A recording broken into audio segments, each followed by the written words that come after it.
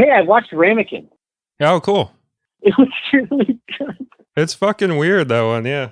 Yeah, well, it's also just like you did really good on the timing of the Ramekin moving. I was like legitimately waiting for the answer. You know what I mean? I was like, I gasped a couple of times. And it was just very funny. That was probably the hardest part, was just getting the rhythm of that down and editing. Because it's such a subtle choice to make of like, how long is it going to wait? How long until it moves or not moves or whatever. That was really excruciating to play around with. That was a very hard movie to edit because of all the dubbing and all that. But it was such a specific vibe I was going for. It was definitely something I had to do that way. And I'm happy with how it turned out. Yeah, you should be. It was like masterclass in editing. Oh, thank you. Every cut to the Ramekin is just great. And the movie cooks, because I had to watch it, and I couldn't just sit watching it once. I had to watch it in a couple different parts, but it flew by, I thought. Yeah, nice, breezy 70-minute. There's Ramekin 2 up there as well. I didn't get to the sequel yet. Yeah. Give me some time. Welcome to the Kill the Lion podcast. It's me, Cody Clarke. We have a wonderful show for you today. Frank V. Ross is here. Filmmaker and actor. I love his stuff. You can watch all of it at joeswanberg.com. Just $5 a month gets you a ton of Joe Swanberg movies as well as a ton of Frank V. Ross films as well. Go on there today. Watch all of Frank V. Ross's stuff. I love it all. Can't wait to talk to him. Before we get into it, if you like the show, if you like the films I make, $2 per month, killthelionfilms.com. You help the studio, you help the show as well. Do both at once, $2. That's all it takes. And now, Frank V. Ross. All right, Frank, good to talk to you. It's nice to keep talking to you too, Cody. Thank you. Yeah, he's letting on that we were talking for a little bit before the official Frank, good to talk to you.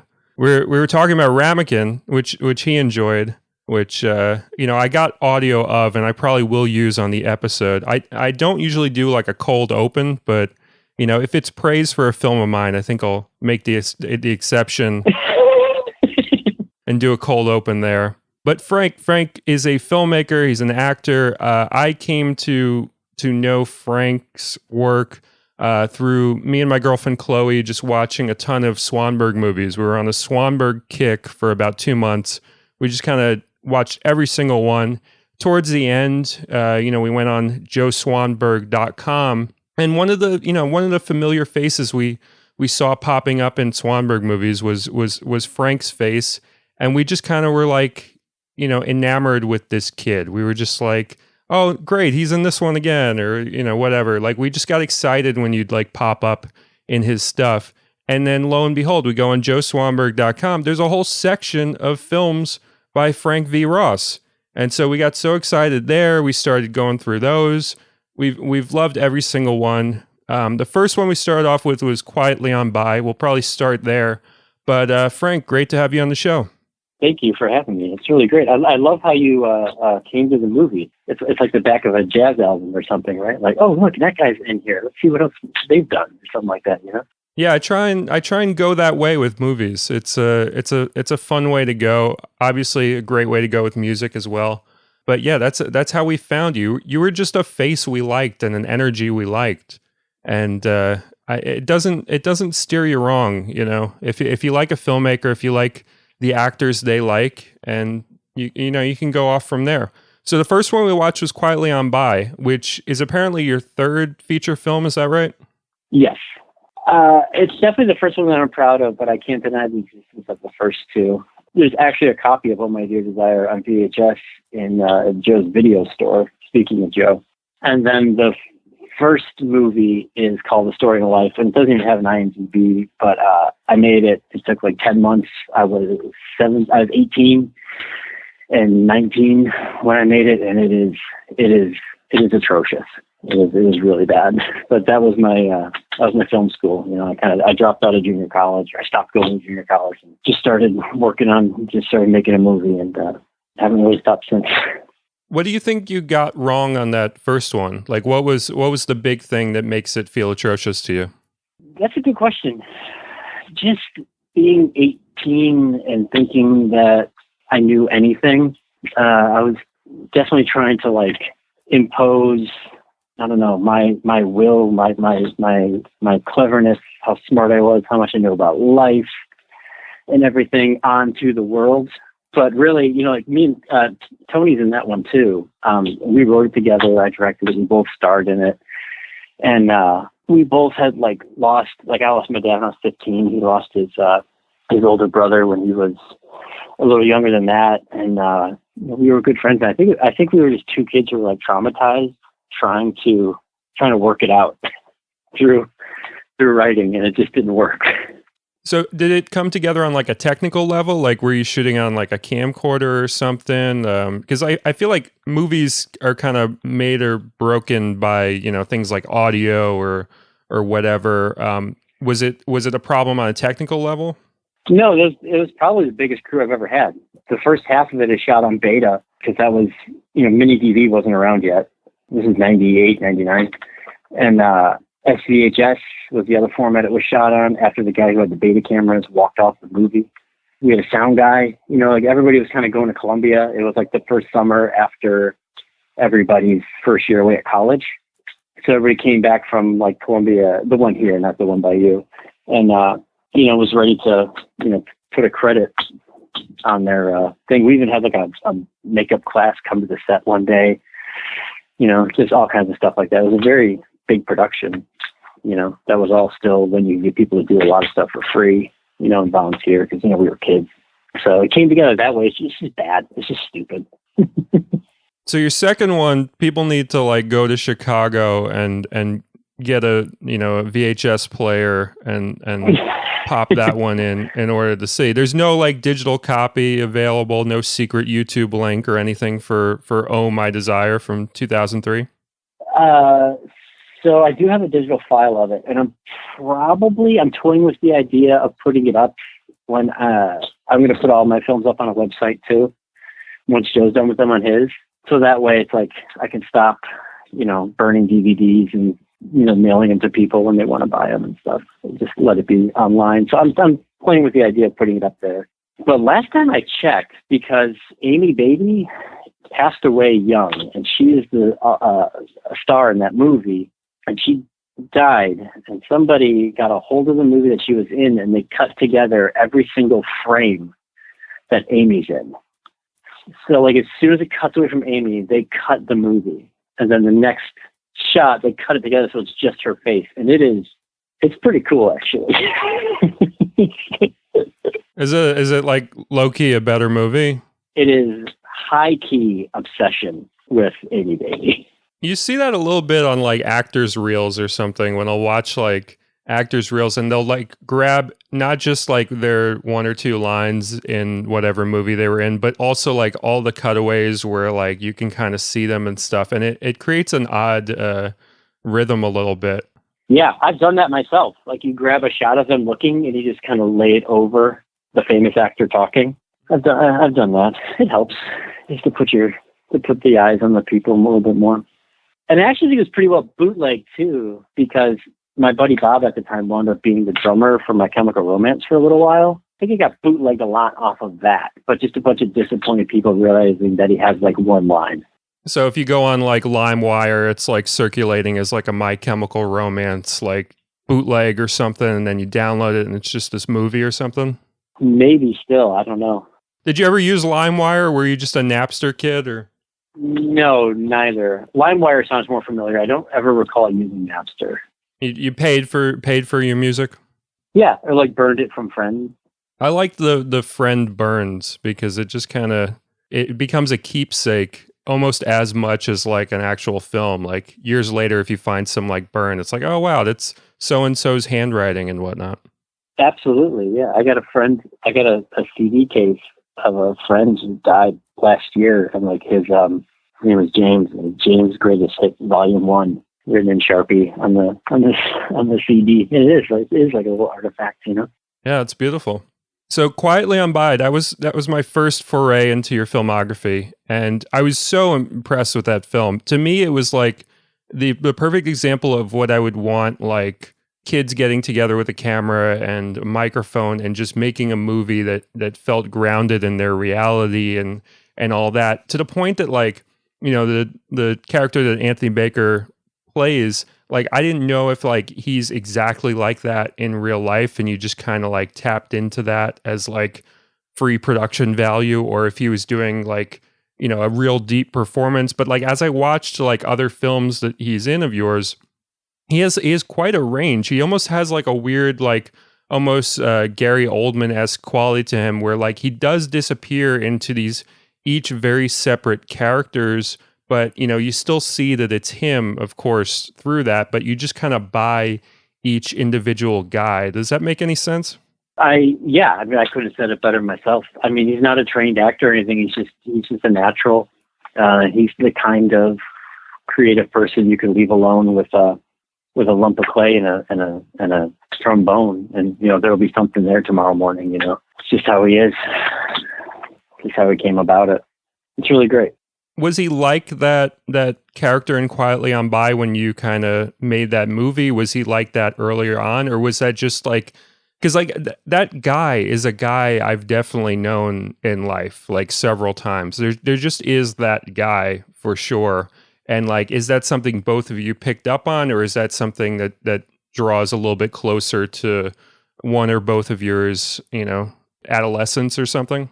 Well, we were in an airport. I don't remember where. We were flying back from like the one out-of-state screening that Oh My Dear Desire had, and we were going to go back and start working at Quietly on By, and we hadn't figured out what we were going to do yet as far as the performances go and stuff like that. So we saw this kid walking in the airport with like this lumbering kind of like hunched walk, and a shirt that was too big, and khakis and glasses, and his hair was kind of like Tony's in the movie, and he's just walking, and it was like, that's him. We both just saw him, and we're like, that's him.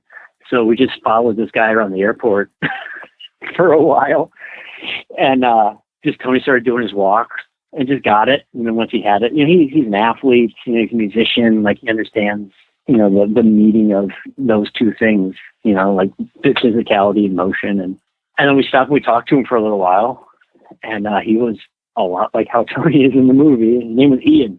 And we almost changed the characters into Ian, but I was like, no, you both have to be named Aaron, because that's my favorite joke in the world. I love that you did that, by the way, with the siblings named Aaron and Aaron. It's just that's exactly my sense of humor and what I look for as a writer. Just something like that just, it's like a wrench that you throw in there for the actors and also for the people at home trying to like keep track of like actor names as they watch something. To me, that tickles me probably as much as it tickles you. Yeah, thanks. Yeah, I'm glad you like it, because you know what we learned with that is, you know, like the only time it's ever really acknowledged is when the mom yells Aaron and they both yell what. They were like, what are we gonna do? It's like, you don't do anything. This is every day. This isn't funny to you. The joke is over. It's long past. It's going to be funny to watch because of how not funny it is to you. Yeah, it's a very subtle distinction, but it's definitely the way to go for that to land. Yeah, totally. I still like it. So, and I mean, I named my daughter after me, so I just must confess. It's life imitating art there. What's your daughter's name? Well, Francis. We call her Frankie. So that's kind of like what George Foreman did. Didn't George Foreman do that? He has like Georgina. Yeah, he's got like 8 kids named George. Is that a goal for you as well? No, I'm done. Oh, okay. I couldn't be more done. But it was my wife didn't realize that now every time she, you know, yells for Frankie, I'm going to answer too. Right now we're in a dip where it's not funny to her anymore, but I feel it's lurching towards when it's going to start being funny again. Yeah, if you can master the kind of like peaks and valleys of like it being funny and it being not funny, and just kind of play that throughout a lifetime, that'd be a good way to go. Well, see, but it's the funniest to me when she's in the valley. When she's down there, I'm peaking at it being its most hilarious. And it's got to meet in the middle, you know, every now and then. Ladies and gentlemen, I don't always do this, but I just wanted to take a quick break to make sure you know that my new film, Oscars, is now on YouTube completely for free. You can watch it at youtube.com/Cody Clarke. I made this movie in 3 hours while the Oscars were airing on TV as part of Joel Haver's contest/challenge, where he encouraged new filmmakers and filmmakers of old, everybody, make a movie instead of watching the Oscars. 580 filmmakers did so. I'm one of them. Please, just watch what I did in 3 hours, an entire feature film on YouTube. It's called Oscars. People are loving it. I think you'll love it too, so go check it out. And now back to Frank V. Ross. Ho Hokum, the oddly titled one. You know, that's a word I had to look up. Okay. Yeah, you're supposed to. Yeah, sometimes your titles are like educational in that way, where you got to do a little extra work, you know, to figure out what you're going for there. And I think I get what you're going for with that title. I don't want to like give away what my thought is, but I think I kind of get what the energy is there. But first of all, there's moments in that film. Is he actually puking in that movie? Yes, he is. How did you induce that vomit? So I got to Arizona, and Tony was like, "I'm pretty sure I can make myself vomit." And I was like, "Okay, well, save it." He's like, "No, I really think I can, especially if it's like hot out.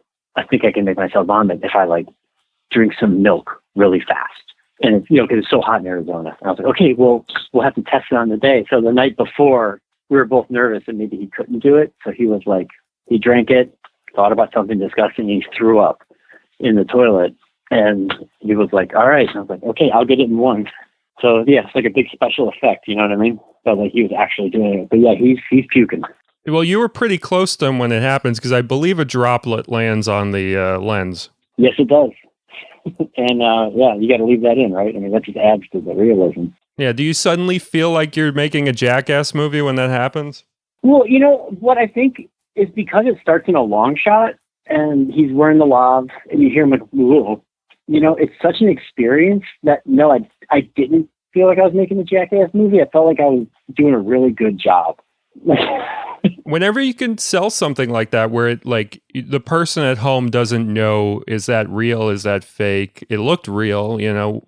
There's no proof of like a cutaway or anything that'll make me think it was fake. It's definitely coming out of him in like a very realistic way, and I'm glad to hear it was real, because that was my instinct.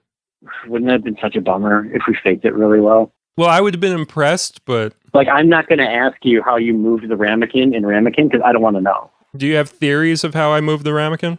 Well, there has to be multiple different ways, because you had it on the stool where you're exposed that there's like no magnet under the table, you know? So it's like, I have no idea, and I don't want to know. I'm not being funny. Like, I really don't want to know how you did it. Like, I'll call you. If I need to know, I'll call you. Like, no, I have to move something in a movie. Tell me how you did it.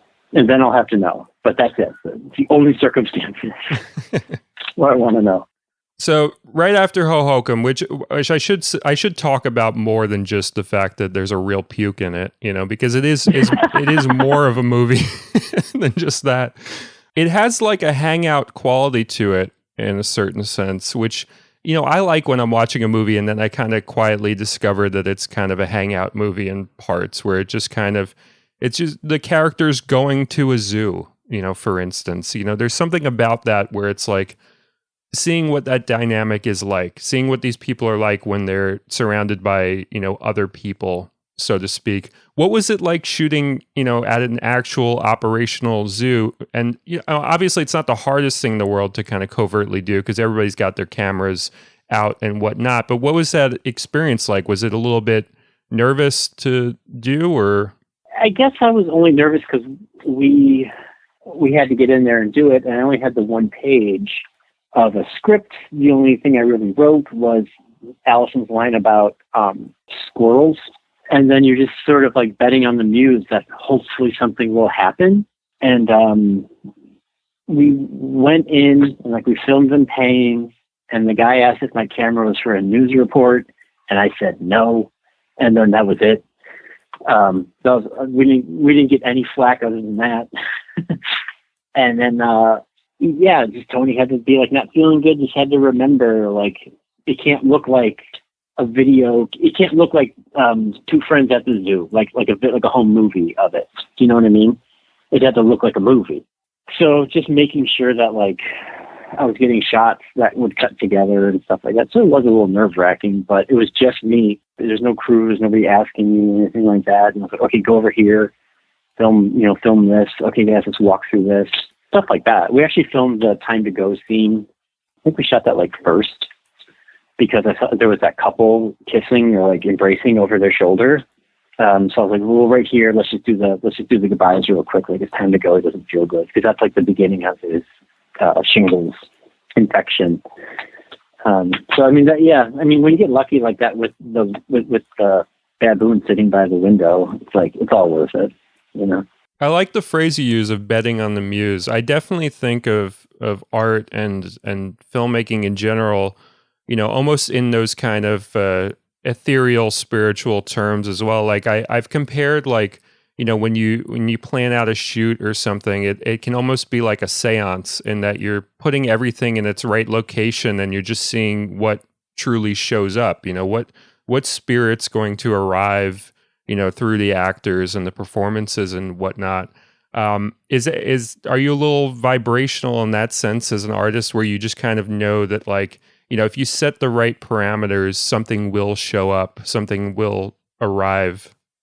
So I would say, well, one, Betting on the Muse is the name of a posthumous Bukowski collection of poems. Oh, okay. I knew it sounded familiar. Yeah, and I don't, you know, I haven't even been through the whole book. I just really like that term. But I think before that, my whole thing that I learned like early on in the movies and like getting lucky in shooting is that you can't just go there and be like, we'll just shoot some shit and see what happens. So I call it order before chaos. I am a very prepared filmmaker. I'm a very ready to go director. I anticipate what the actors' questions are going to be. I have my shot list in my head. And then when I'm all set and everything, I know how I want everything, then ad-libbing can happen, improvisation can happen, finding things on the fly can happen. But it doesn't happen unless you're organized. That's what I think. Yeah, I believe the same thing. Also, to bring up Bukowski again, my film studio, Kill the Lion Films, it comes from a line in the Bukowski poem. It's a poem called The People, and it goes, true revolution comes from true revulsion. When things get bad enough, the kitten will kill the lion. So that's why I chose Kill the Lion Films, because it kind of, it to me, it represented, like, you know, making something that's truly independent and small budgeted and whatnot, but that being enough to kind of take on the machine, so to speak. Yes. Okay. I wanted to ask you the Kill the Lion came from. I feel like I should have known that. Yeah, it was one of those, like, because I like his work a lot. I like Bukowski's poems, his books and stuff. I haven't read them in many years, but like, I just, for some reason, sometimes you hit on some line that feels very musy in his stuff. You know, his turns of phrase or his comparisons or whatever, they just kind of feel very vessel-y, like something's coming through him. And that was definitely one of those like things of just like the kitten killing the lion. I just loved that imagery there. And yeah, it stuck with me enough to be my, you know, film studio for, you know, 11 films thus far. Wow. Yeah. That's great. I like it. And I think he gets a little bit of a bad rap, but you know, if you catch him at the right time and read him through the lens of like a sensitive person going through a brutal and disgusting world, I think they kind of open themselves up a little bit. Yeah. What's your process like as a writer? Do you sit down and it kind of comes through you? Do you outline a lot? I know your films, you know, they can kind of have an improvisational feel, but from what I understand, you do a lot of screenwriting with them. Yeah, that's the order before chaos thing, man. I outline like crazy so that I know where I'm going. I mean, you know, the films aren't plot heavy. So like my outlines are detail oriented and making sure I don't like lose focus, you know, on the meandering, you know, sort of nature of some of the movies, but they're outlined like crazy. And then I write the dialogue and I rewrite them and just wait until everything seems like it's ready to go. And even then, I think there's probably a few secrets in there that like me as the director, like I know that they're not going to come out until the movie's done. Does that make sense? Yeah, I remember hearing Kevin Smith talk about how he views editing his films almost as like the final draft of the actual screenplay. Like he views it as part of the writing process, and that stuck with me too because I'm a director who edits his own films, much like yourself. And like, I think of like people that don't do that, and it almost feels like they're depriving themselves of some extra part of the process. It's really important to me to actually sit down with all the footage, even though I hate like assembling the footage or doing the audio or whatever. I know the film better than anyone else in the world when I actually edit it. Whereas if I were to pass it off to somebody else would know the film better than me. Yeah. So like, why are you wasting their time? Yeah. So editing's an important thing for you, for sure, right? Well, it's the only actual like tactile thing that you do as a filmmaker. I always viewed it as one whole step. Even when I act in something, that's part of the step. Like writing it, shooting it, editing it, mixing it, organizing it. It's all one thing in my head. I don't know how to explain it, but like it confuses. Like I've edited films for other people before, and I edit for them as if I was editing my own footage, and I'm confused why they're not doing it. Just put your hands on it, man. I understand having somebody else work through it is maybe better on the machine or like as a fresh set of eyes or something. But for me, it's all just one continuous art. Yeah. And you end up seeing the movie so many times to the point that like, I remember, hearing obviously like Woody Allen would get slack for like not watching his movies ever again after he's done making them. And then like, if you read like one of the interview books with him or like a biography with him, you find out like he is so heavily involved in the editing process to the point that like he's seen the movie more than anybody's going to watch any of his movies by the time it's released, just from, being in the editing room and watching every bit of it over and over and over again. And I remember also hearing Paul Thomas Anderson talk about like, you have to like really love your movies, the movies that you're working on. You have to adore them because you're going to have to watch them more than anybody else will ever have to watch them, just trying to finish them, just trying to edit them. If you're really involved with that process, it's just such an odd thing for people to deprive of themselves if they're going out of their way to make a movie. My advice to anybody at home, just edit your thing, man. Just see it that many times and see what the film really, really is after seeing it like 20, 30, some odd times. The other thing too that you learn from editing is it informs every other part of the process that comes before editing. Like I would tell an actor, here's all this footage, go edit it. And then you would know how to be on camera so much better and just know how to get on camera and have a sense of when the camera's on you, and like how to play to it and how footage can be manipulated and, how dialogue, the first few lines of a scene are usually thrown away. How many times are you making a movie? Like, we need some lines before this because I'm going to cut in here. So like, just come in and say, hey, how are you?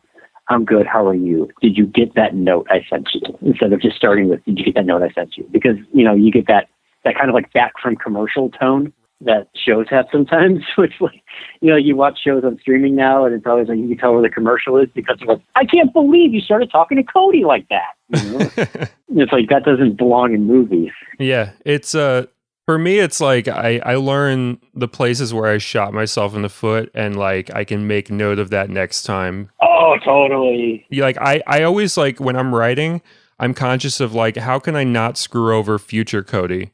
It's a very like time travel-esque thing where like, I got to remember not to, it's very easy right now when I'm staring at a blank page, but let's not fuck over future Cody with this movie because he's going to have to edit it. He's going to have to shoot it.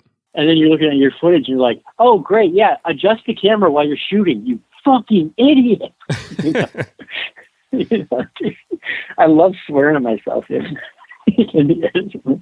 you didn't even take. That was perfect. You fucking idiot. There'll be moments where I cut off something that was going really well that I just didn't realize was going really well at the time. Oh, and then you hear your voice off camera? Yeah. Oh, yeah, that's worse.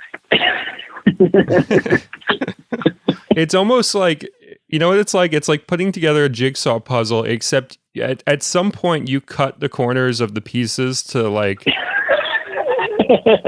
form together, but like you cut them in like really stupid ways where it's just like, why would I trim the jigsaw piece like that? It's not going to go into anything right or whatever. The second guy in always knows more than the first.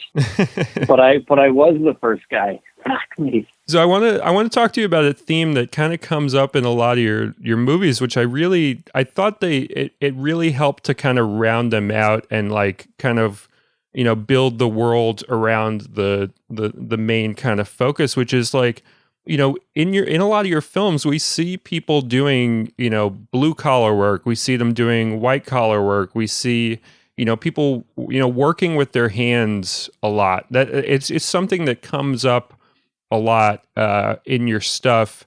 It seems to be a motif that means a lot to you. Is there something there that you've keyed into? Because I think it does make your films feel a little bigger because it kind of puts the personal problems into perspective almost.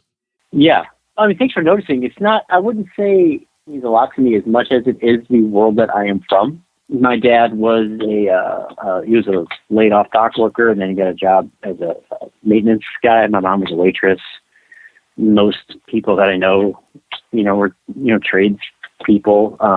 My dad didn't wear a tie. Like first time I met somebody's dad who went to work and wore a tie, I was like, oh, weird. And so it's just me writing from the world that I come from without trying to like spin some sort of outsider perspective on it, I think. It makes sense when you say that because it does feel lived in, and it does feel like it's coming from, a genuine place rather than an arbitrary place, It's but I do think it almost like, for example, we're going through your filmography a little bit with Present Company, the idea of you working on a bike throughout the movie. How did that come about? It almost reminds me, I don't know if you've seen the Kenneth Anger movie, Scorpio Rising, the classic kind of avant-garde film where a guy's working on his motorcycle or whatever, listening to music. I haven't. It sounds awesome. Oh my God. First of all, it's one of those movies where you watch it and you're like, oh, that's where so-and-so and also so-and-so and also so-and-so got their idea to do whatever. Like it's right. Just one of those missing seminal, like, oh, okay. Everybody was just kind of doing Scorpio Rising. Oh, all right. That's one I definitely recommend. Kenneth Unger, Scorpio Rising. Okay, it's on the list. It's a quick one. It's like, I think it's about 20 minutes. But, definitely you could cut a alternate version of the moments in Present Company as like almost like a parody to do like a Scorpio Rising version for sure. It would be a funny thing to do. But Present Company, he's working on the bike. I don't want to give away where it ends up, but when did that kind of ending come to you? Is that the whole movie for you? Is that something that comes to you right away, or is that something you arrived at and realized it could kind of give something to all the preceding events, so to speak? Well, I like bikes for one. Like I still have that bike. I ride it around and stuff. I really like bikes. And at some point in the script, the bike was an older person character that I thought was just kind of, I don't know, dumb. I didn't like it anymore, so I turned them into a bike and just sort of put time into the details of working on the bike as opposed to like Buddy ever knowing how he's really feeling. I don't mind spoiling it. I don't know, should we just say like he just gives it away to a stranger at the end? I think that's what he does, So it's like you put all this time into things and then you just give it away. And I feel like that's something that we do as people. Like when somebody says to you, you should listen to me because I've been doing this for 10 years. And it's like, well, I don't care about your 10 years. You just gave that away. That doesn't mean anything to me. Like the bike doesn't really mean anything to the kid, and like he just gives it away, and it's like not appreciating the people around you, being too caught up in, your own, whatever Buddy's problem is, to just walk away, just give up on that part of his like that section of his life, or just let it deteriorate. I mean, sometimes you can't help it, but I don't know. I just thought that was a good little running, tactile, not metaphor, but just kind of a running theme to kind of bring the movie together. I thought it fit really well. And also it, was there ever any decision to, make it a person that can turn into a bike and turn back into a human, kind of like that show Turbo Teen, the little animated show from the 80s where a guy turns into a car and can kind of turn back? I promise you there was no Turbo Teen-esque idea. Okay. I have to ask these questions. People want to know, You're asking the tough questions, yeah. I think, it did used to open with a sequence where Buddy is driving around, he's clearly lost, and then knocks on that door, and then just everybody acts like they already know him, and he just gets kind of ushered in. The idea being like he gets lost and winds up where he's supposed to be. And I showed a cut of the movie to a couple of.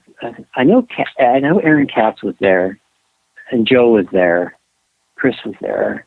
I can't think of who else was there. So I showed them all the cut of the movie, and they're like, that whole sequence at the beginning? I was like, yeah. They're like, just cut that off. I was like, oh, you're totally right. So, I mean, that's why the movie just starts, because it's like, okay, let's get going. Why fuck around with it, It's a really strong film. Like, it's probably one of my favorites of your filmography. I like them all, but that one's definitely one I connected to for sure. Another favorite of mine is the one you did right after, which was Audrey the Trainwreck, which you had a John Medeski score on that. How did that score come about?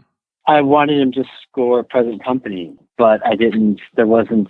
I mean, for some reason, I thought there wasn't enough time. Like the movie was done, and I think we had a premiere lined up because Present Company premiered at South by, and then John wasn't able to score it, but he did. I was emailing with his manager. He did get back to me. He sort of he must have been blind CC'd on all of them. At a certain point, he chimed in. Oh, no, that happened on Audrey. So we ran out of time in Present Company. There was no time for him to actually do it.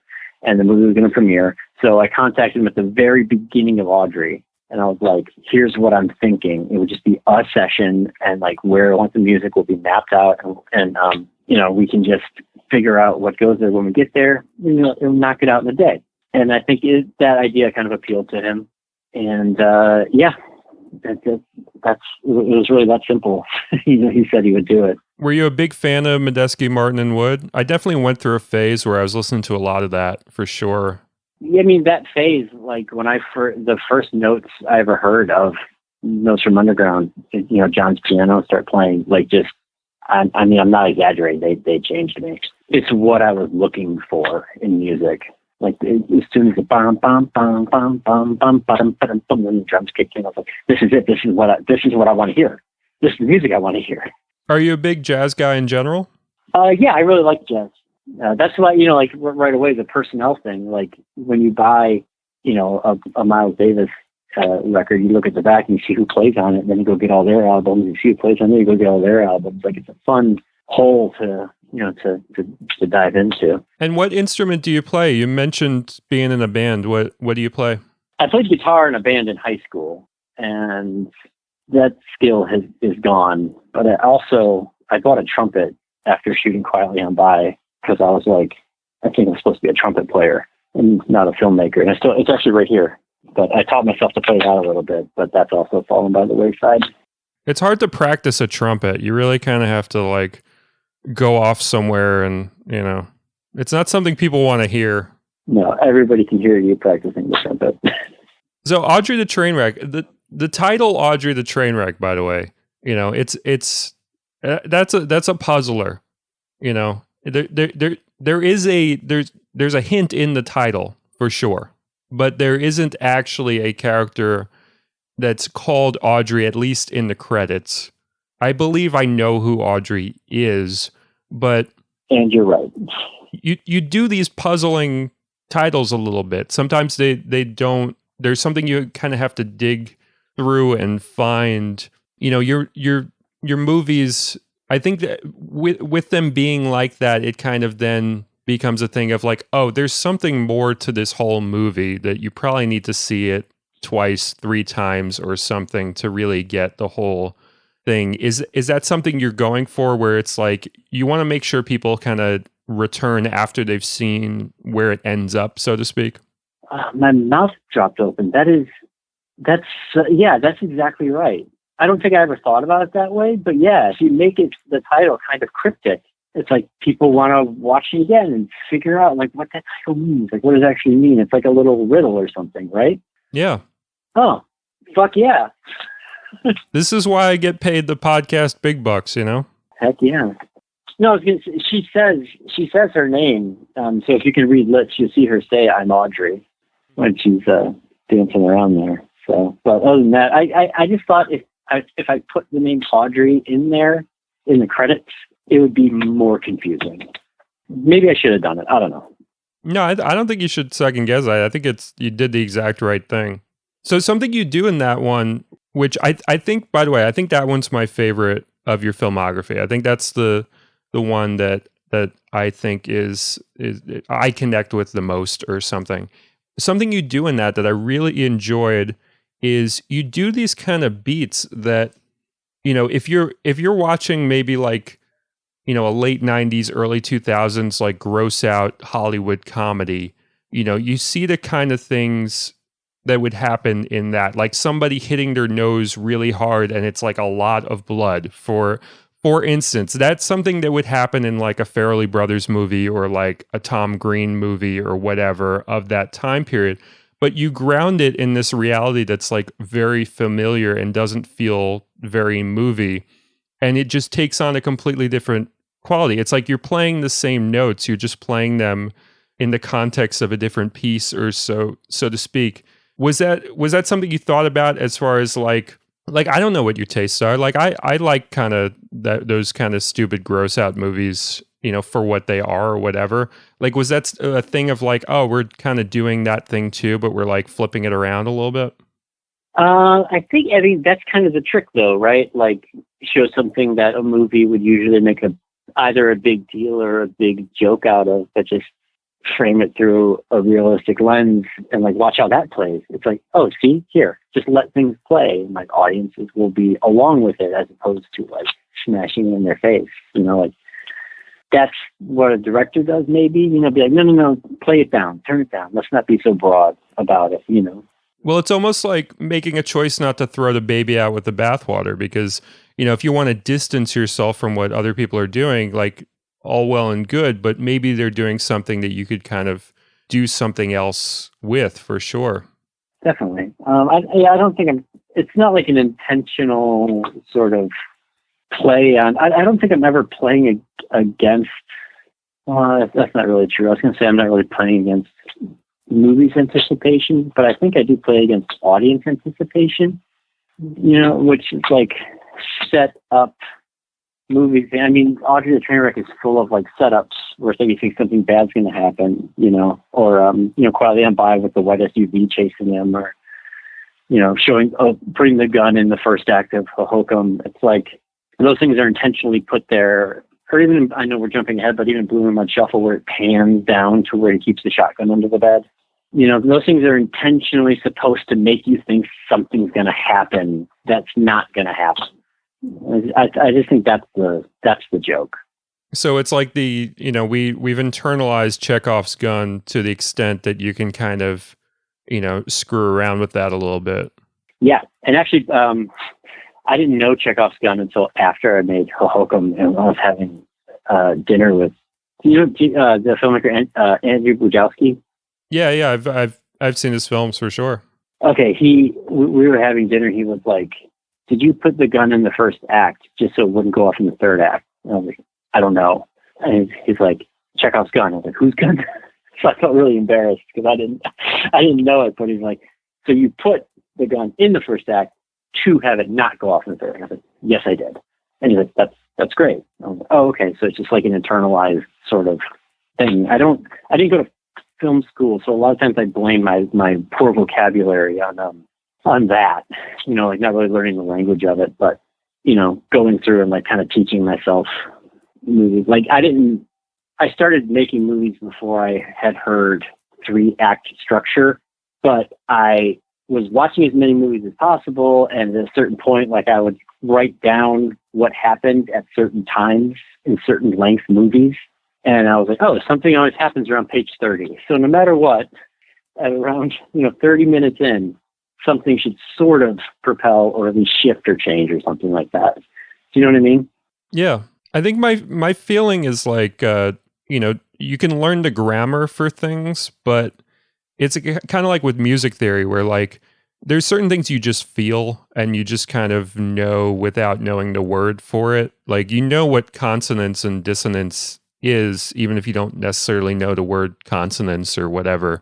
These are just things we just kind of know. I feel like most movies, if you've seen a handful of movies, you understand 3-act structure exactly well for like feeling it at least, but you might not, like you said, you might not know the actual term.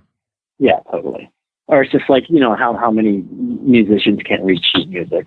Yeah, you come at it from a different way for sure. Not knowing can be just as beneficial as knowing to the nth degree for sure. Yeah, not knowing, but like I think you have to shake out your arrogance. And I think, talking about the first movie, like, why doesn't it work? There was an arrogance to the making of that movie that watching the movie and being like, oh, this is fucking bad, really shook the arrogance out of me.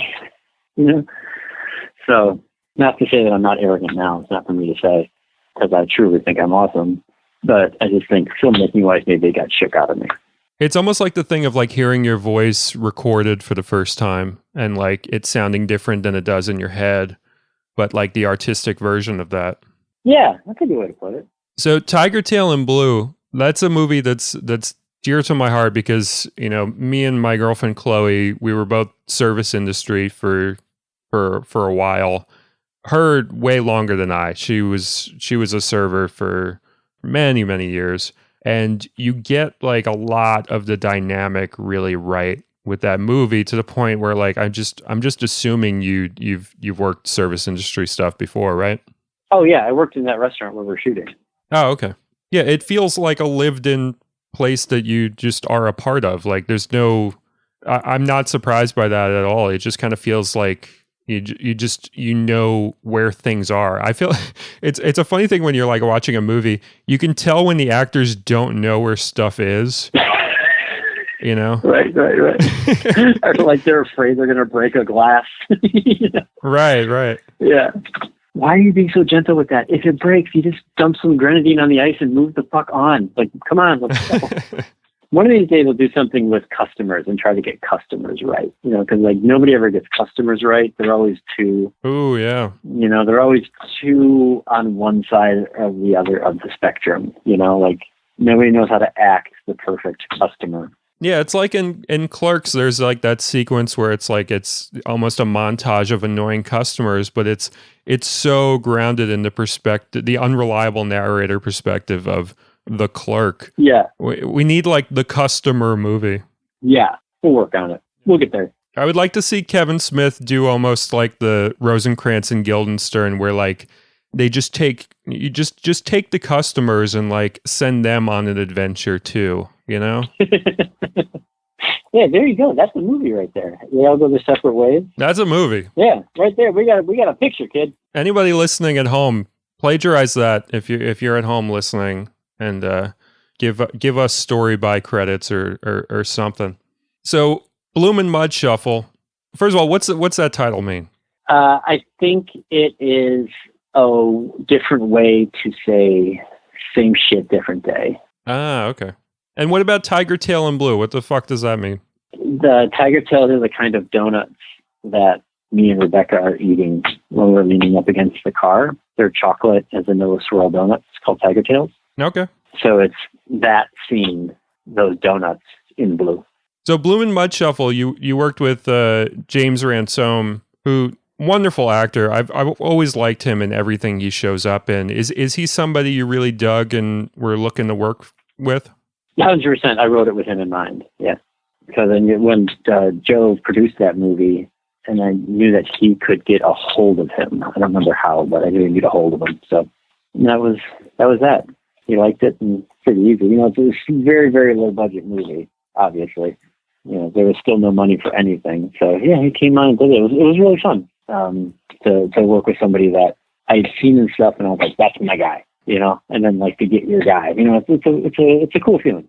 It was like working with, like meeting Medeski for the first time, like here's this person that's like so important, but like they're just they're a craftsperson, they're doing their thing, you're doing your thing. You guys are meeting on the same ground, let's do some work.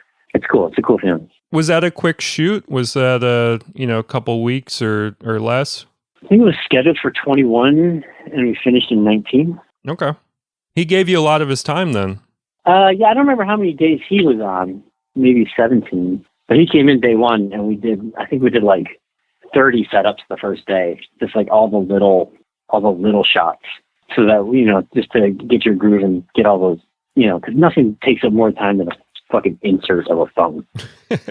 So it's just getting all that stuff out of the way so we can shoot the meteor scenes, Yeah, it's a wonderful film. It's one of my favorite performances of him, which is, saying a lot because there are a lot of great performances out of him, throughout his career for sure. Yeah, totally. It's good to hear that. And of course, Natasha Lyonne as well. You got to work with her on that one. It feels like that's kind of your movie with, more known people. Did the process change at all, or was it just kind of like making any of your other films?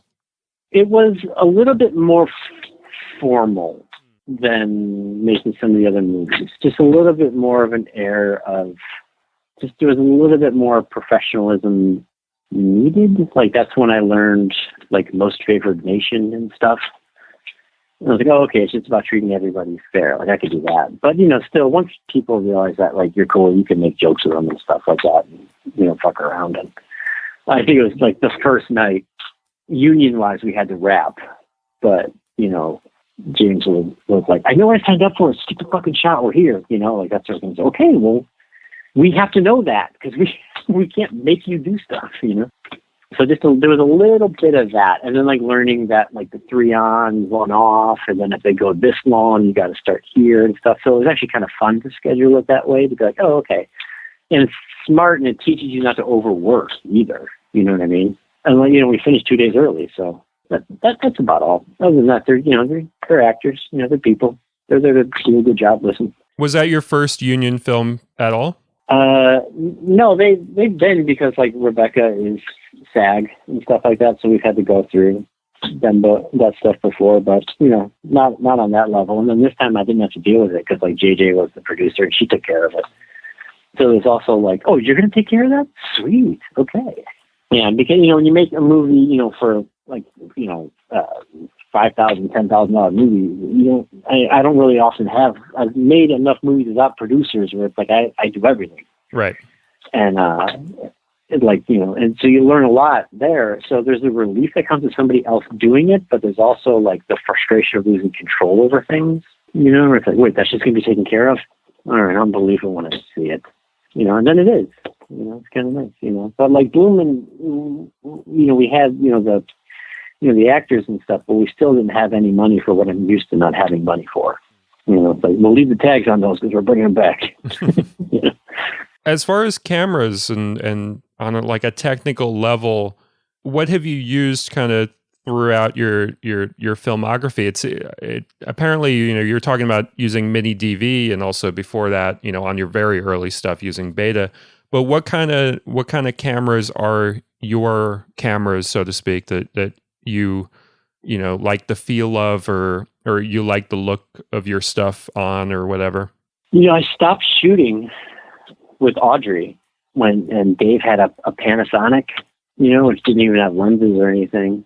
With the HD cards, and I liked the way his stuff looked when he shot it. So I was like, look at him, and then give us a shot Tiger Tail with a Canon 5D, and then with Lumen we got a more expensive camera that had lenses and stuff. And I would just say that my only preference, I don't really care what camera we're using. I just don't like stuff to look too clean, too nice, too static, Yeah, I just like it to look a little rough.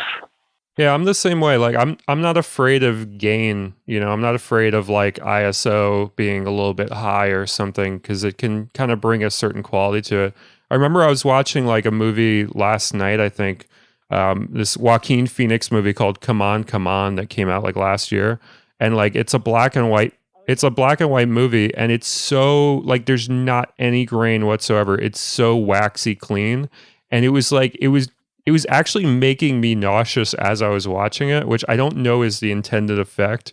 But like when you know something should have some grain to it, like just cognitively, and it doesn't, it just kind of becomes this almost like uncanny valley thing when you're watching it. It's not a bad movie by any stretch. Like I enjoyed it enough and whatnot, but like that quality to it, like was like nails on a chalkboard for me personally, but wouldn't be to most people, I would say. It's just too clean.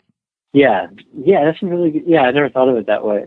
I've seen like I haven't seen the movie, but I saw the clips of it. And it is. It's like it's almost 3D. It's so clean. Yeah, it's a weird way to go. I don't know that it fully landed for me, but I'm used to being in the minority on technical aspects like that with movies. Like I'm doing my own thing and audiences are doing something else or whatever. Yeah, I just think a clean video image to me feels cheesy. Yeah. A crisp, clean, super sharp video image doesn't look good to my eye when I look at it. So I think I just kind of land there. Like I like the idea of, different lenses and all that camera mumbo jumbo. But my philosophy has always been like, I'll make a movie with what I got. That's where I land. I always tell, talk to plenty of film classes, and they're very equipment obsessed. And it's like, that's good. It's okay to be equipment obsessed, but I can make a better movie than anybody in here with a VHS camera and 2 VCRs. So it's like just focus on A and then get to the technical thing. Like work with what you got.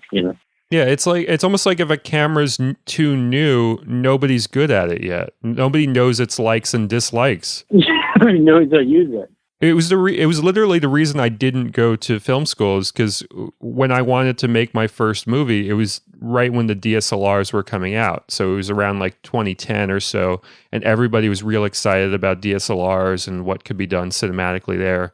And I was too. And I was like, if I go to film school, I'm going to be learning on these. I'm going to be wanting to learn these cameras that everybody else is learning at my exact time. So like, I'll just go on YouTube, see what people have figured out with them, kind of figure out my own thing as well and get to know the camera myself, Yeah, like Mike shot the Tiger Tail and Blue on the 5D when people were like done with 5Ds, but like he knew that camera. Yeah.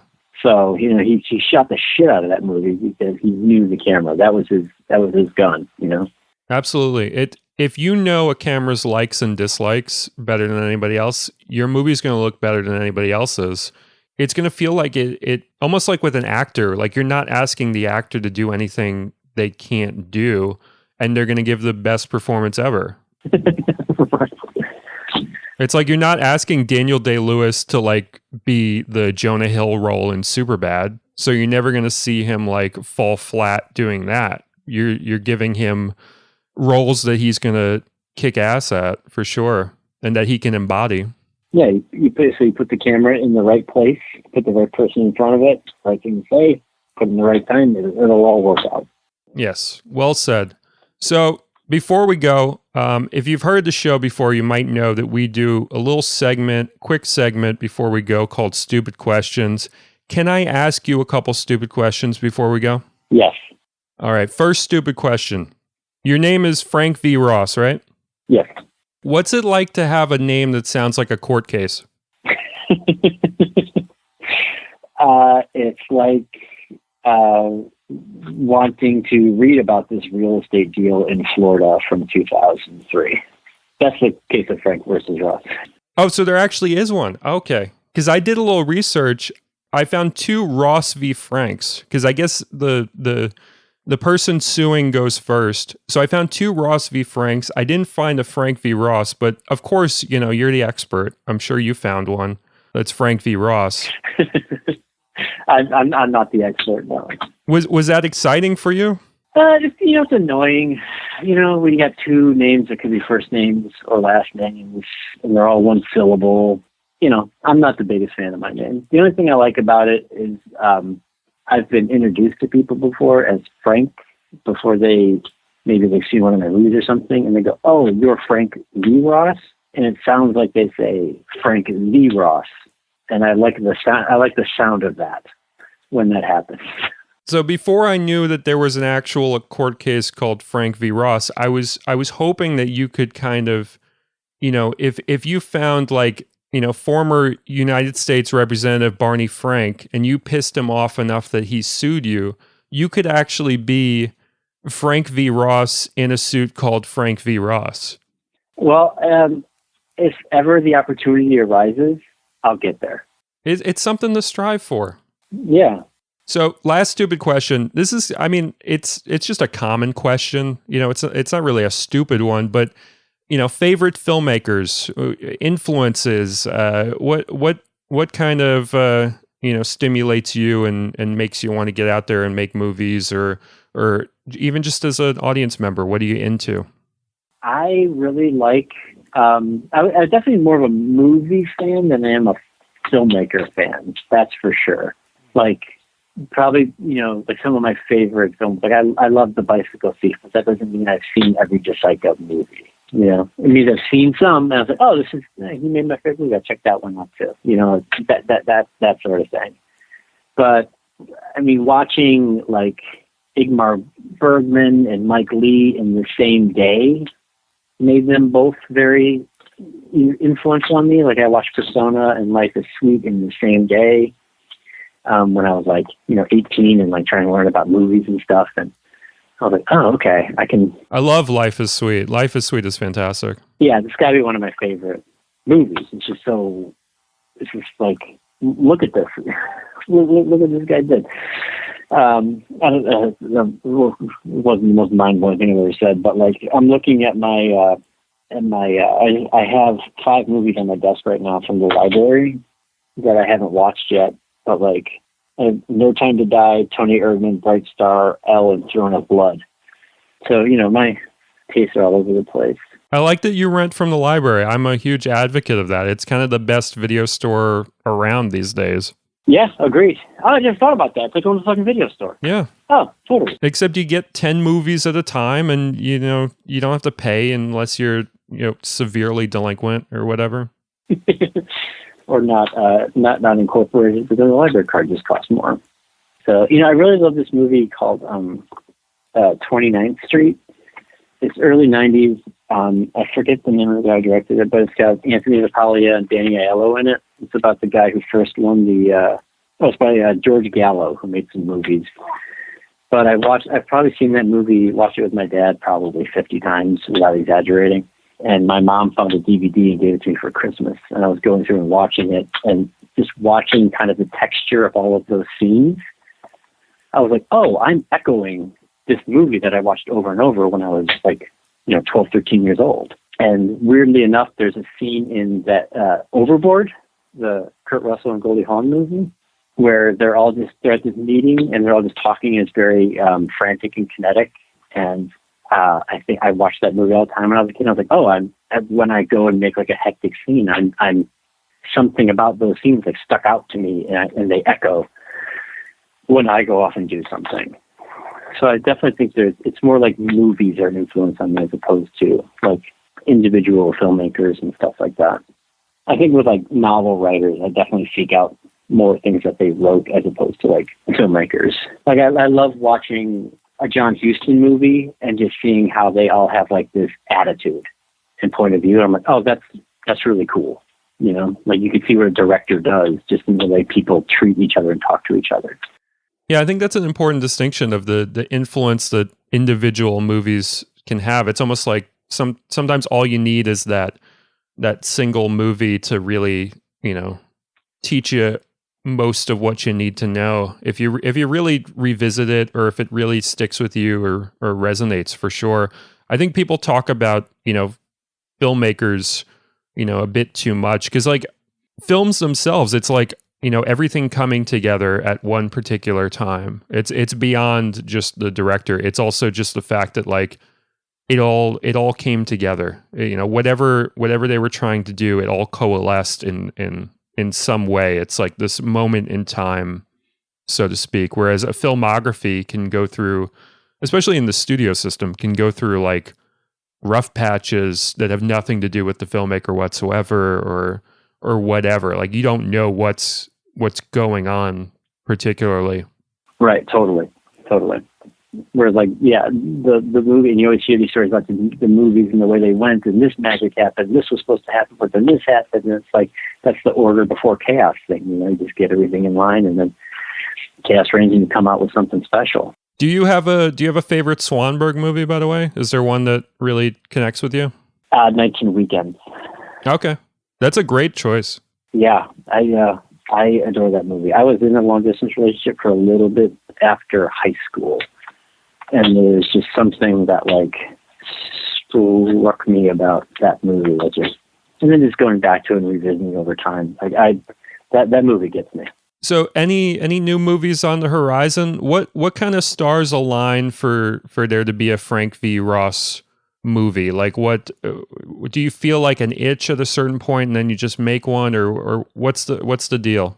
Well, I'm not quite sure because, before, every time I've wrapped up a production, like finished a movie, I've written a script that didn't get made. And then I wrote another script and that one get made because it was, so little money. So, and now this time, like after I finished that, I quit waiting tables a while ago and started working on a novel.